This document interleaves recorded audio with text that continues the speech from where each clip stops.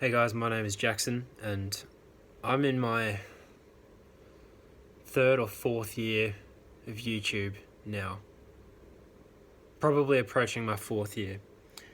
And I've learnt a lot in that time. And I don't just mean about game development, but about YouTube itself and the psychology of people. And the psychology of people that watch YouTube, I suppose. And so here's what I've learned, alright? And this is for people who have their own channels or are considering starting their own channels. Or even just for viewers who just consume a lot of content on YouTube. This is some shit that I've learned from my perspective as a creator over the last couple of years. The first one that comes to mind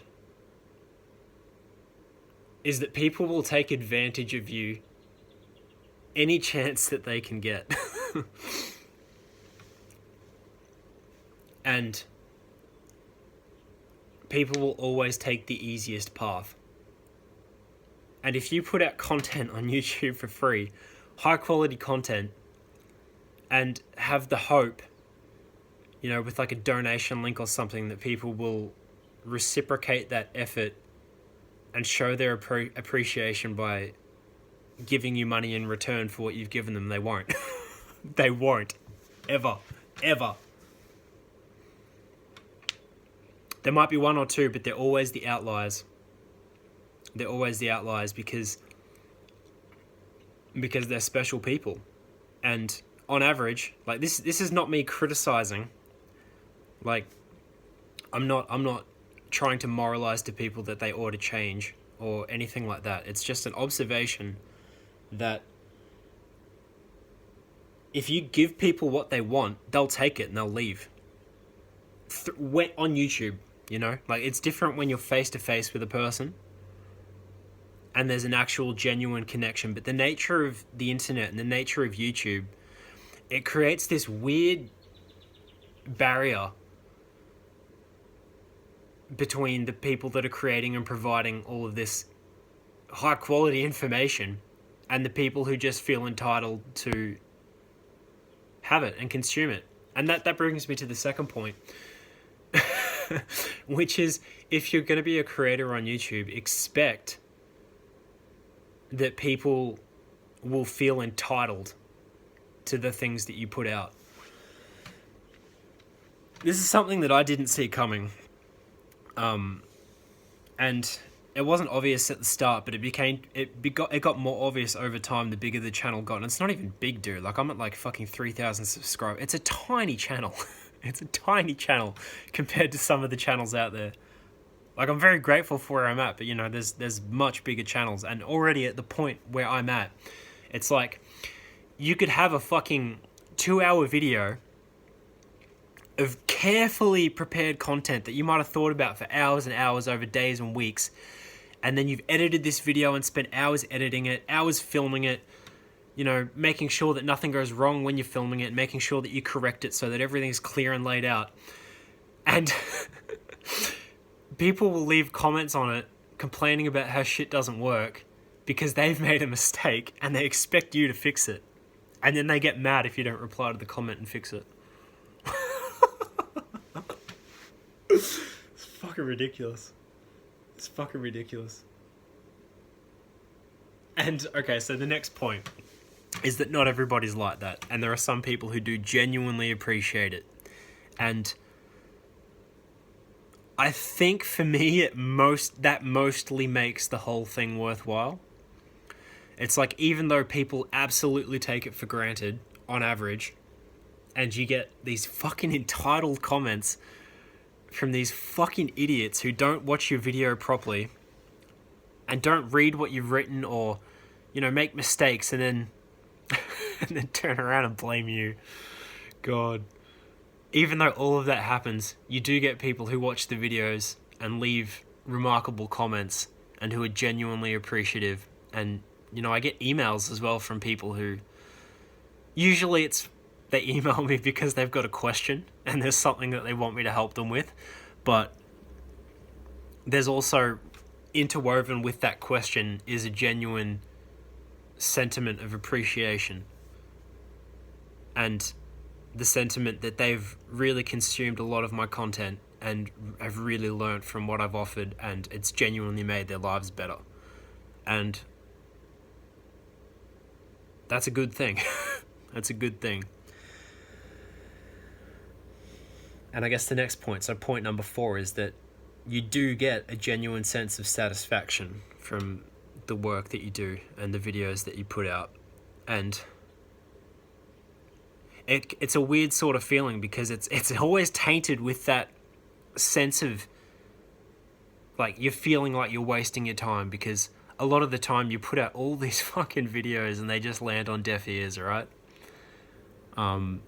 There's so much stuff that I've put out that just nobody has seen, and time and effort and energy and care and attention went into those videos, and then sometimes the algorithm just has a fucking bad day or whatever, and it's just like you get 40 views on a video despite having 3,000 subscribers, and it's like sometimes you'll post something very similar, similar length, similar sort of content, and it just gets more. It might get like fucking 2,000 on the first day just out of nowhere, and you'll be like, well, what the fuck's up with that? Which is another point. It's that YouTube, when you use YouTube, you're really, really at the whim of the algorithm. And it's like, if your livelihood is dependent on people seeing your content on YouTube, that's a fucking bumpy ride, bro, because they can just take it away like that, and you'll never fucking see it coming. And my channel's not a controversial channel either. Like, I talk about... it's tutorials, it's education, it's very straight edge, practical, here you go, like, here's how you do it. We've deviated from that a little bit in the last couple of videos, but some channels, if they talk about controversial things, they just get wiped. And if their livelihood's dependent on YouTube, then they're fucking gone, right? It's like all of a sudden you're broke, your income stream's gone, and you're out of work and you got to do something else. And that's stressful, and that's cruel. And so the algorithm is cruel, and it's inhuman. And I've tried to start other channels, and I had this one channel that I started, and I uploaded a bunch of videos, and they were all private because I was writing descriptions and things like that. And I had like 20 of them.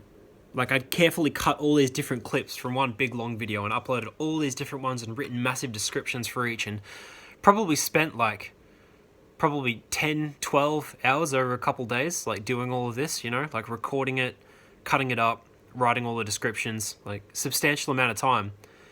And just as I was getting ready to launch the channel, YouTube permanently banned it. Just like that. I got an email one day and it was just like, your channel's been permanently deleted for spam. And it was written very sternly, And then right at the very bottom, it was like, if you think we've made a mistake or something, then you can like reach out to us. And it was scary, but I did reach out, and to their credit, they did restore the channel, but because they'd made a mistake, it wasn't spam. So it's good that they restored the channel, because it, thumbs up, right? Good. It works, but still, the experience of having your channel permanently deleted after putting all of those hours into your work, and when that happens, you're not sure that they're going to restore it, and they might not. They just have the power to just wipe it, and that's the thing that's scary. It's not in your control. So that's something that you've got to be aware of if you do get into YouTube and you start to build a business model that relies on YouTube to generate revenue for you as a creator, is that you're their little bitch, right? And they can take that away if they want to. And by take it away, I don't mean delete your channel, because that could be a big thing for bigger channels, but they can... I say they like they're a person, but the algorithm can hurt your reach just out of nowhere. So that's something to be aware of. And it can happen with the type of different things that you post as well. Like, I've had certain like, okay, so particularly if you make a type of video for a long time and it generates a predictable sort of response, and then all of a sudden you change the direction of the channel, even just for a while, and you start posting a different sort of content, what happens is the people that have subscribed to your channel didn't subscribe for that new content, and so they're less likely to click it. And that sort of has, I think this is what happens, it has like a feedback loop on the way the algorithm views your channel now and the new content that you're creating, and sees the decrease in views, and it just fucking hurts your channel. It's like all your videos start to get less seen, not just the new ones.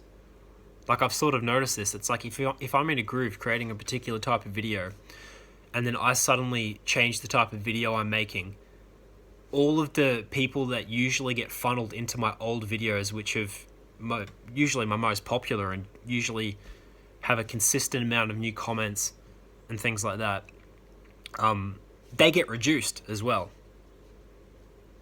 So that's something else to just be conscious of.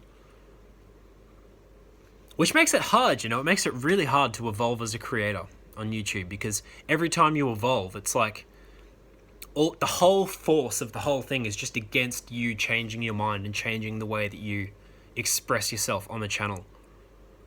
It's very much in favor of you fitting into a nice little box and being predictable and producing similar content that satiates people in a similar way.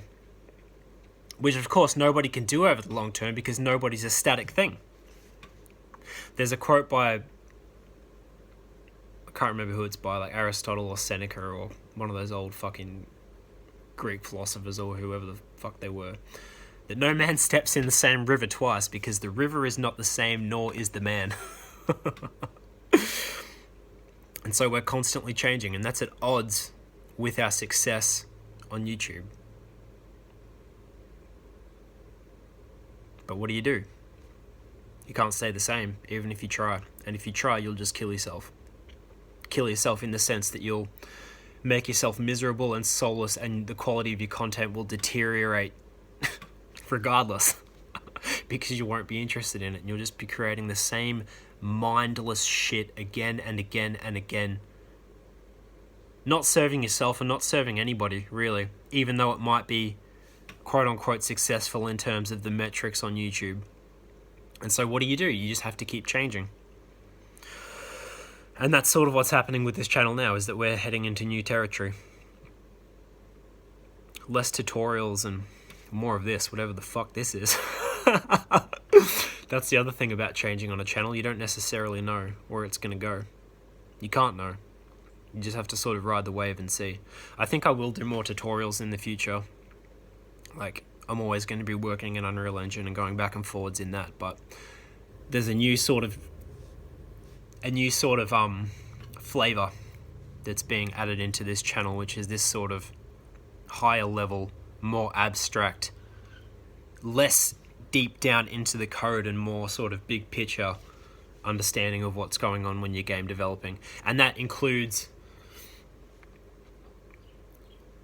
things like artificial intelligence and technology and the metaverse and virtual reality and all those things that I've talked about previously, but it also includes the psychology of you as a creator, because that's something I think is absolutely, it's essential in game design. Because it's an art. Game design is an art, and art doesn't happen without a human being being intimately involved with its creation.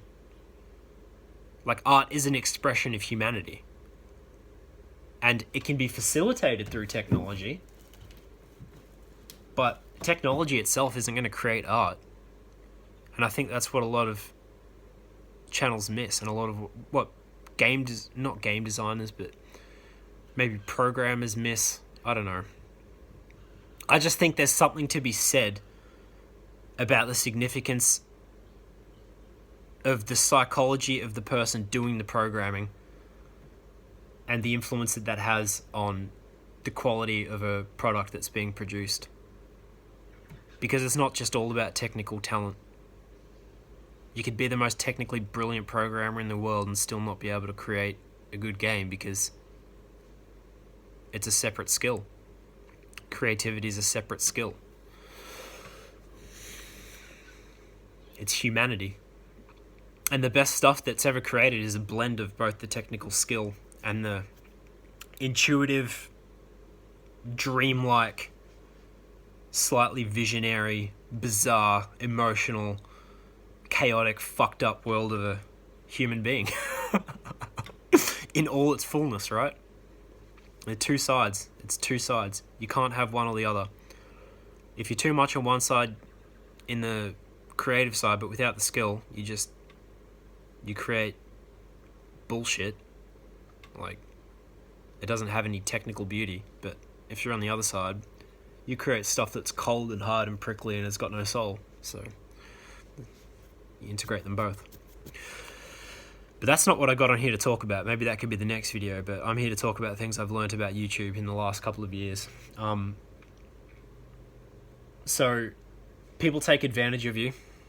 They will. And they'll be entitled. They'll feel entitled to your help, and you'll get emails and requests from people who haven't watched your stuff properly and who'll get shitty with you if you don't help them with their problems. And they'll just come at you left, right, and center and never give you anything in return. And you can help them if you want, or you can ignore them. It's up to you. I never ignored people in the start, but it's something that I've learned to do, because some people, when they leave particular sorts of comments, even when they're asking for help, helping them isn't actually helping them. Sometimes you just have to let them figure it out, because that's actually the best way that you can help them. There are a lot of incredible people that watch YouTube and consume content respectfully, and people do leave donations and they do buy things, you know. Some people do. They might be the anomaly, but I think they do make it worthwhile. And you do get some comments from people who genuinely really appreciate the stuff that you put out. And that's always fantastic to read. It really is. It really is. You meet friends. Like, some people find your content and then they get in touch, and opportunities come from that as well. You do get opportunities. Like, I've had quite a few opportunities pop up for work, full-time jobs, startups, just collabs, shit like that, sponsors, and, sometimes you just have to say no. Sometimes it's not right, and that's fine, but it's good that the opportunities do come, so that's something that you'll get if you start a channel.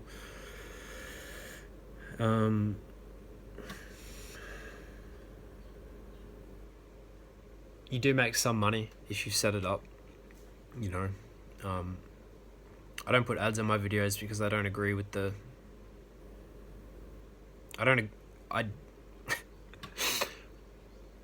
I'm not going to have my space be a mouthpiece, a servant for shit that I don't believe in.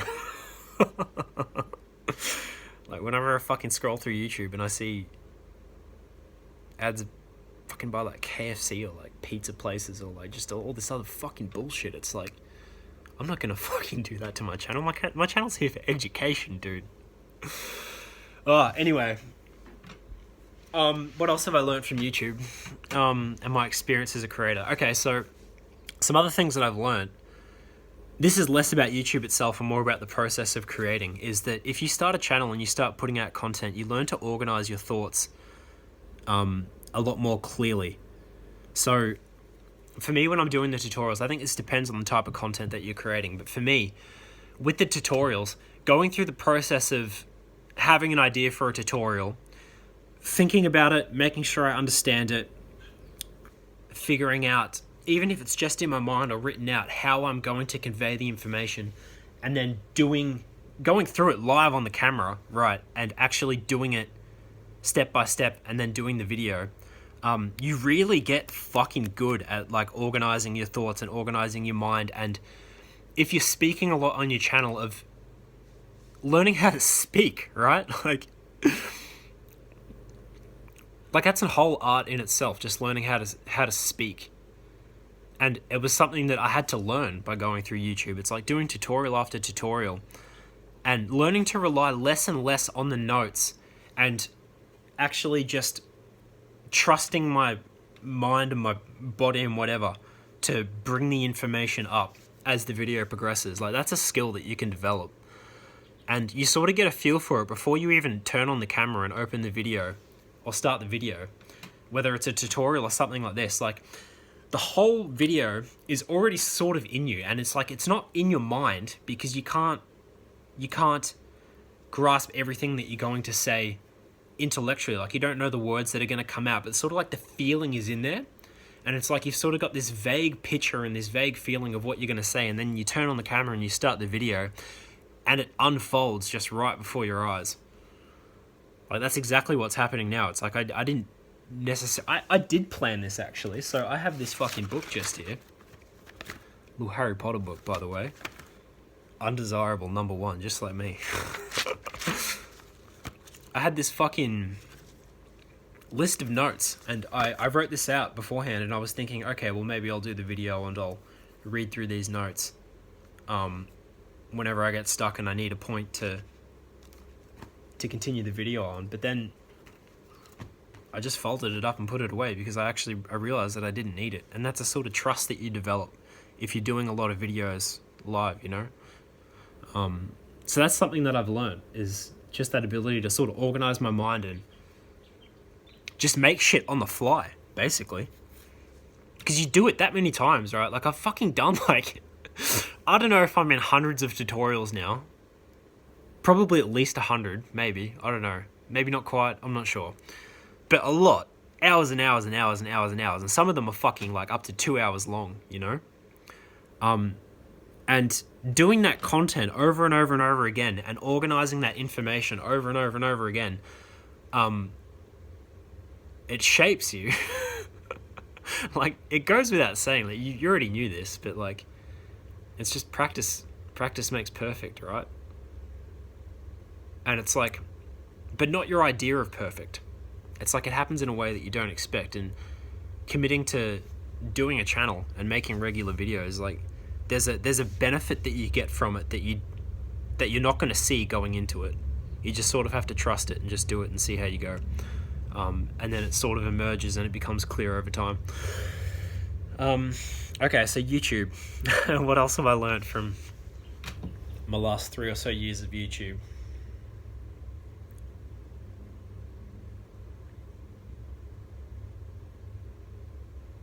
People do find your stuff through the algorithm.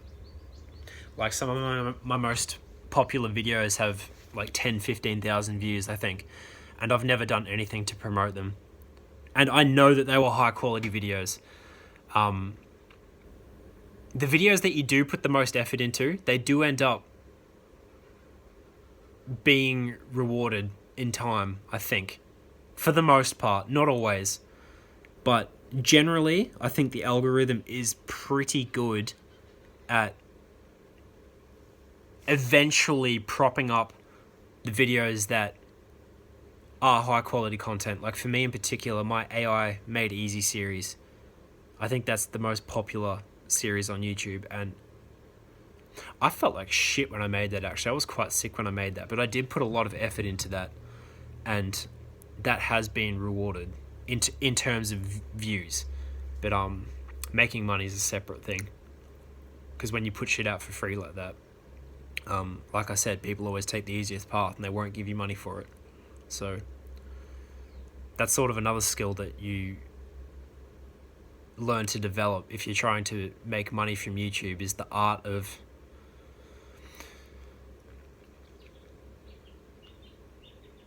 finding a way to require people to put skin in the game in order for your help.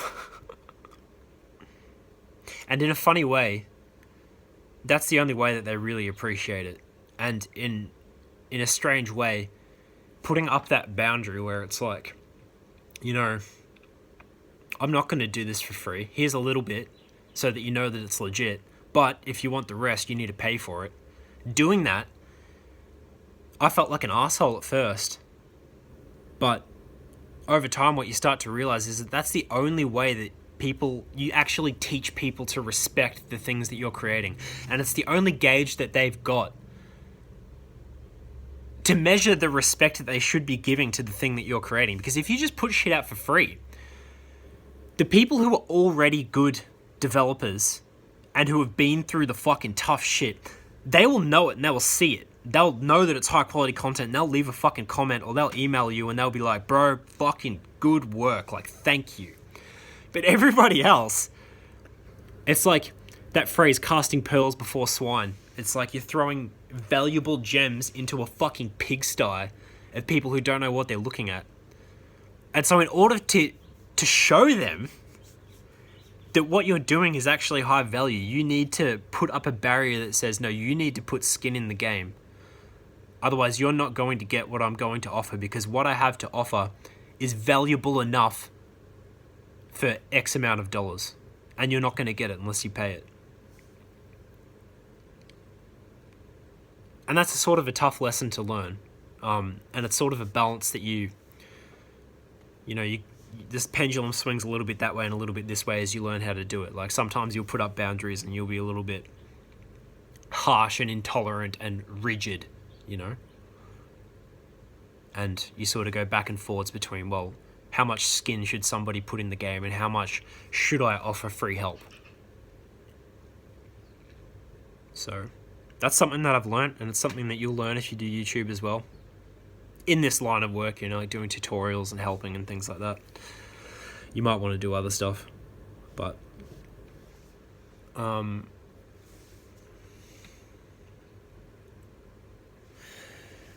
might actually have a look at this little list and see if there's anything I've forgotten. See, it is good that I wrote this out. It's not entirely off the cuff, because I did think about it beforehand,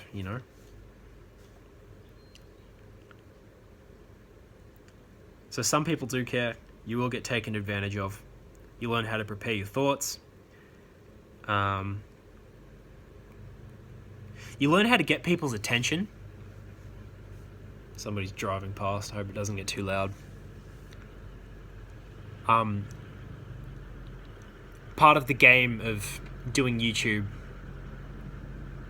is knowing how to present information in such a way that it's actually received by the people who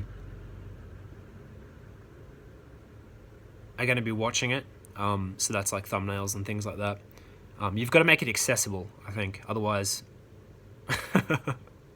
people don't really know what they're clicking on. People won't click and whatever. That's not important. Let's just fucking move on. Opportunities, you do get opportunities. Blah, blah, blah. No one cares. Entitlement. Algorithms. You sort of get punished if you don't do clickbait. Which sort of goes back to that last point about presenting it in a way that sort of entices people and makes it accessible. Because clickbait is sort of making something accessible. It's sort of a promise that it's giving them a promise that if they click on this thing, they're going to get X, Y, Z. And I suppose the term clickbait then isn't quite appropriate, because clickbait is sort of like you give a false promise and then someone clicks on the video and then it actually turns out to be a load of shit. So making something accessible and enticing and then actually backing it up with high quality content, that's the game.